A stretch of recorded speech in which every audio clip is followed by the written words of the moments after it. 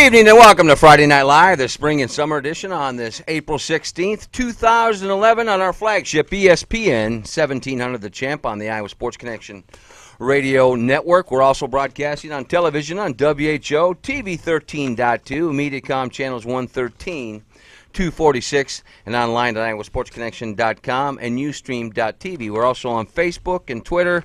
We've entered the social network world with our great interns like Aaron Gurnis on the controls tonight for YourGameNow.com. Ben Carroll's on the big board, and I'm Mike Rickard going solo tonight as Tony Anselmi takes some well-deserved time off.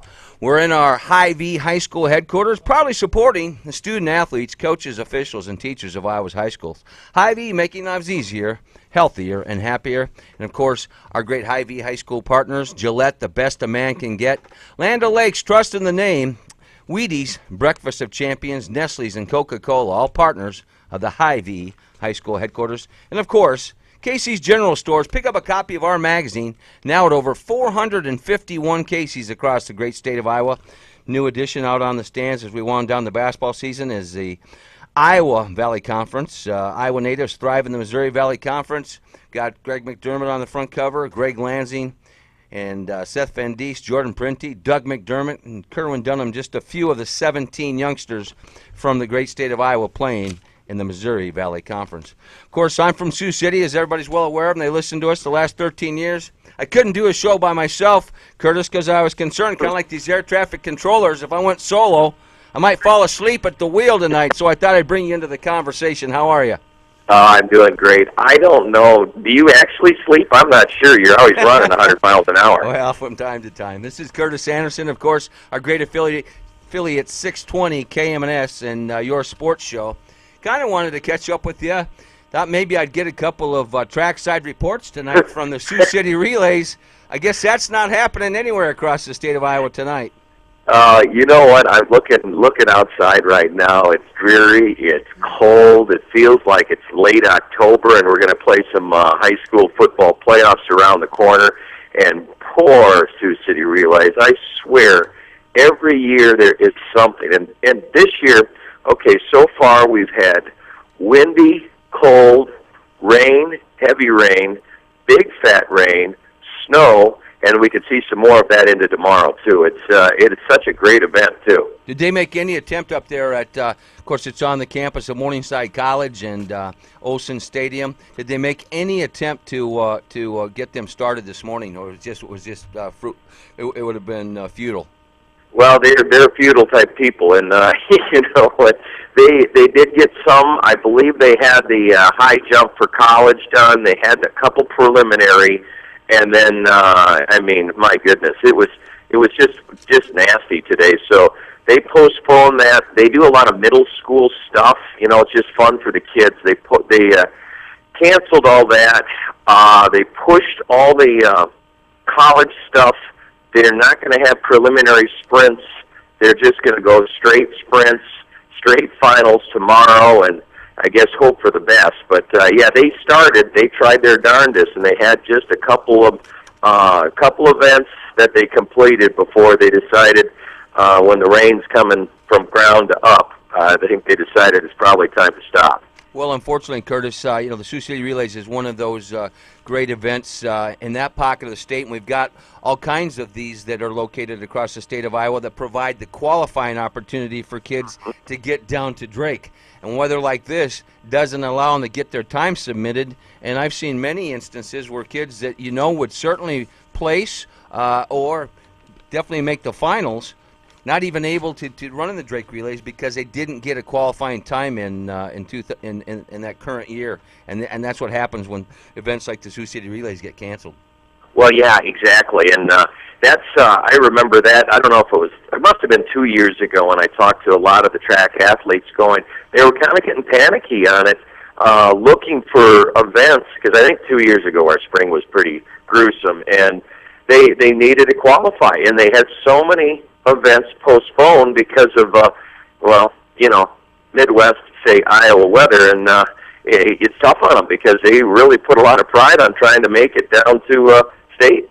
Well, we've also got down here Jim Duncan Invitational, and that was taking place over at Drake Stadium. Another opportunity for the Central Iowa kids to get some qualifying times, and kind of like the event the Sioux City Relays are, immersed with collegiate athletes as well. So it's kind of an unfortunate. Let's talk about some of the standout athletes up there. Of course, we've talked about Shelby Houlihan.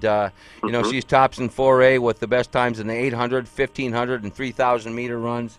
She's certainly no stranger to the track at Drake or the co-ed state championships, and just done a superb job. But she lost one of her running mates, of course. How is that team from a depth perspective, or is it just the Shelby Houlihan show this year?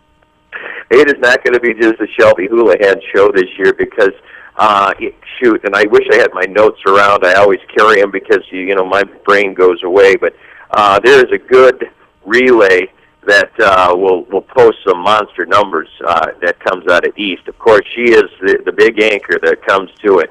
But they've developed, and I give a lot of credit to East High because they lost a Division I runner from last year going over to Nebraska.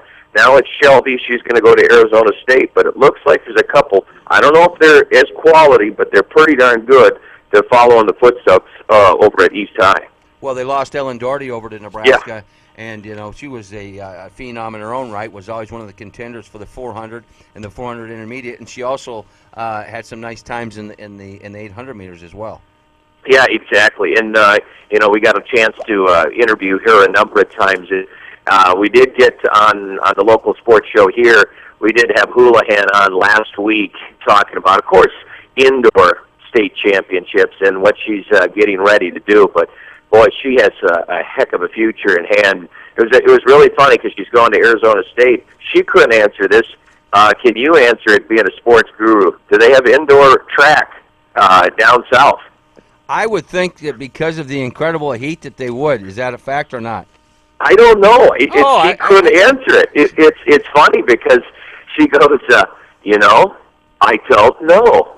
Because she went down to campus and loved what their down team, Arizona State, for Arizona State, that is.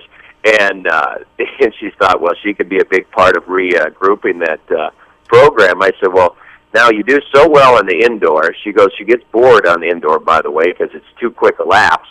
But she goes, well, I don't know if they do indoor track down there. Well, she ran on the national scene already, and I think she posted a 2:07 and got fourth place in a national indoor meet. So she's already, had some of that national world-class competition this year under her belt. Oh yeah, and she's got some lofty goals too. She wants to get that 2:07 down to a 2:05, and it's amazing. But I tell you what, very strong-minded person, very nice young lady. Is she has goals, and those are really some national goals. Well, as well as I do, her uncle is Bob Prince, and he heads up the Sioux City Relays. He was a tremendous 880 runner that was a state champ here in the state of Iowa, and then went down to K-State, was a national champ for K-State. So some good genes there in her family. Of course, her mom, Connie Prince, a very good runner in her own right. Yeah, exactly. And we just had Bob on the other day, and we were trying to dodge around the question. I guess when we had him on the local show up here, we're going, okay, I know it's bad weather ahead. He's like, why don't we just all cross our fingers and just kind of hope it's not completely miserable? And, well, maybe there's Saturday. I don't know. But, yeah, we always have him on promoting that because he is a big factor in the Sioux City Relays. And there's a lot of people around that help him out, too. But if it wasn't for Bob, you don't have these relays. We're talking to Curtis Anderson, of course, from our great station up there, 620 KMNS on the Iowa Sports Connection Radio Network, host of your sports show. And on the boys' side, any teams, we know that the defending 3A state champs, of course, are the Bishop Heelan Crusaders on the boys' side. Anybody come to mind, any standouts right now that you think will make some noise at Drake and eventually the co-ed track and field meet in May? I don't offhand. I haven't seen the big scene because we've had a lot of postponements. But you know darn well, at least the Heelan Crusaders, when it comes to relays, when it comes to team sports, that's why they're one state, is because they have so many athletes that come together that can post those numbers. I mean, you can't do it just individually. It always seems like Heelan always has relays. Yes, they do, my friend. Well, I appreciate you stepping in and helping me out since Tony and Cindy's taking a little valuable time off. You know, it wasn't fair to talk track and field with you because you're still immersed in hockey. The Sioux City Musketeers, unlike our Des Moines Buccaneers, are still in the playoffs, fighting for their playoff life on Sunday up in Sioux Falls, and you'll be on the call, won't you? Oh yeah, I just got back into town. We spent a couple of days up there with the hockey team covering against Sioux Falls, and boy, these guys. And I tell you, whether it's okay, I'll say it on hockey, but I say it on any sport at any level. When they throw everything out onto the floor, the football field, the basketball court, that's why you do this. I mean, it's so fun. Now, whether they win or lose on Sunday, and I think they can win, but you got to be just proud of these guys that just work and throw everything out there. And win or lose, they just give it all 100%. You know, you hockey guys, I just don't get you, man. I mean, I respect them, but the reality is this sport started in September with this USHL, and here you are, mid-April, still battling it out, baby. Yeah, that's one thing about at least these playoffs are exciting because, boy, it is a long season.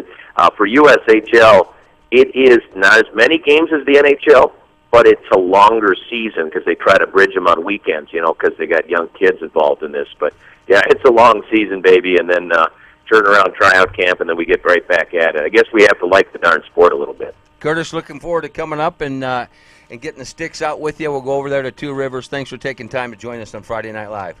All right, take care. Have a great dry weekend down there. Yeah, sure. Curtis Anderson from Your Sports Show. And take a break. We're going to come back. We're going to talk to Mike Tandy. He's a Davenport Central track and field coach, and he's got some speedsters right now in 2011. They'll be headed to Drake as well. We'll be back on Friday Night Live on the Iowa Sports Connection radio and television network.